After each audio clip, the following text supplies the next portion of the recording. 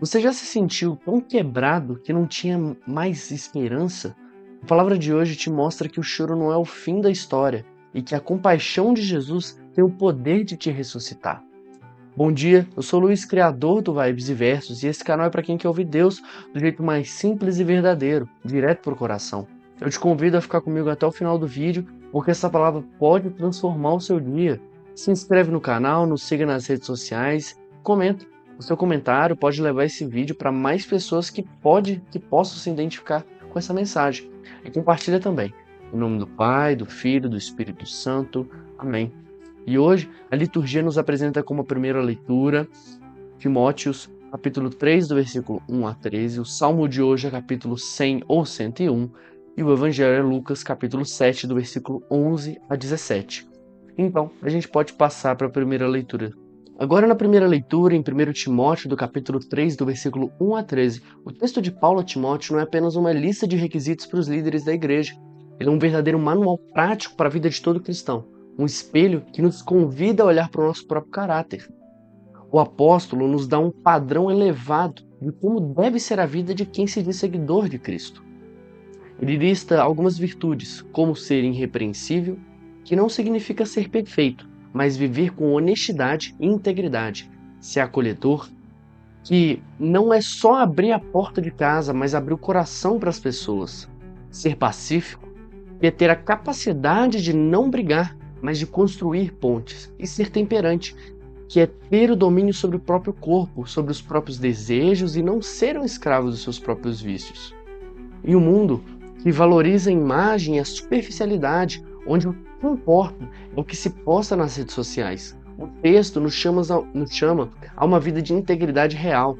O que Paulo nos mostra é que o nosso testemunho não está só no que a gente diz, mas em quem a gente é, quando ninguém está olhando.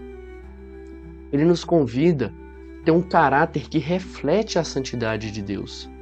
As virtudes que ele lista são o caminho para a gente viver como Jesus viveu. São as marcas de quem se deixou ser transformado pela graça de Deus e que, por causa disso, pode ser um bom líder, um bom amigo, um bom filho e um bom cristão. Isso leva a uma pergunta final. A sua fé se manifesta em seu caráter ou nas suas palavras? Então, a gente pode passar para o Salmo de hoje. Agora no Salmo Responsorial, capítulo 100 ou 101, o Salmo de hoje é uma declaração de intenção do rei, que promete governar com integridade. Ele canta misericórdia e justiça e promete caminhar com o coração íntegro, em um mundo que muitas vezes nos pressiona a seguir a maioria, mesmo que ela esteja errada. O Salmo nos lembra que a fé nos chama a um compromisso com a verdade e com o bem. A integridade que o salmista busca não é só um conceito abstrato, é um estilo de vida, uma escolha diária. É o que ele decide não colocar diante dos seus olhos, ou seja, se afastar do que é mal e do que desvia do caminho de Deus. Não se trata de ter uma fé que só se manifesta na igreja, mas de ter uma fé que se manifesta na nossa casa, no nosso trabalho, na forma como tratamos os outros. O Salmo nos convida a fazer o mesmo compromisso que o salmista faz. Viver uma vida que reflete a misericórdia e a justiça de Deus e que busca a integridade como um estilo de vida que agrada a Ele. Porque, no fim das contas, o caminho de Deus é de justiça e misericórdia. Então, depois dessa breve reflexão, a gente pode passar para o Evangelho de hoje. Agora no Evangelho de Lucas, capítulo 7, do versículo 11 a 17, a cena que o Evangelho nos apresenta é de luto e desespero. Jesus está chegando na cidade de Naim e ele encontra na entrada da cidade uma procissão de morte. Uma viúva que já não tinha marido estava chorando por conta da morte do seu único filho. Pensa na situação dessa mulher. Ela estava completamente sozinha, sem nenhuma esperança. Mas Jesus, ao vê-la, é movido por uma compaixão profunda. Ele se aproxima a ela e diz: "Não chores." Essa não é uma frase de consolo vazio, é uma ordem de quem tem poder sobre o luto e a morte. A compaixão de Jesus não é só um sentimento, mas uma força que se manifesta em ação. Em um gesto que era proibido pela lei, Jesus toca no caixão. Ele se coloca em contato com a morte para mostrar que ele é o Senhor da vida. E com uma palavra, ele traz o filho de volta à vida. Jovem, eu te digo, levanta-te.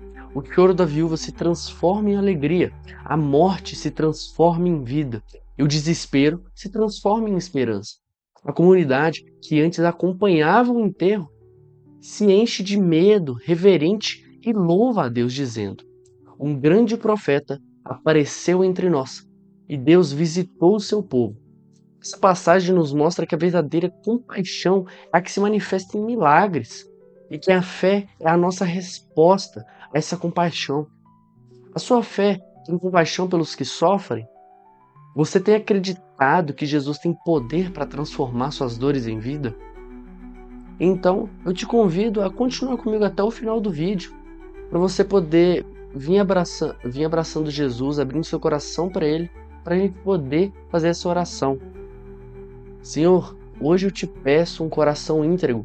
Ensina-me a ser irrepreensível e a viver com compaixão, que a minha fé seja marcada pela tua misericórdia e justiça, e que eu tenha coragem de ser um instrumento do teu poder, para que meu choro e meu choro dos que estão ao meu lado sejam transformados em vida. Amém. Obrigado você por ter ficado comigo até o final do vídeo, por ter dado seu like, por ter comentado. E se essa mensagem tocou o seu coração, fala aqui qual foi a parte que mais tocou. Compartilha com alguém, compartilha com seu amigo. Eu te espero no próximo vídeo do Vibes e Verso, onde a fé e a juventude se encontram. Em nome do Pai, do Filho e do Espírito Santo. Amém. Bom dia.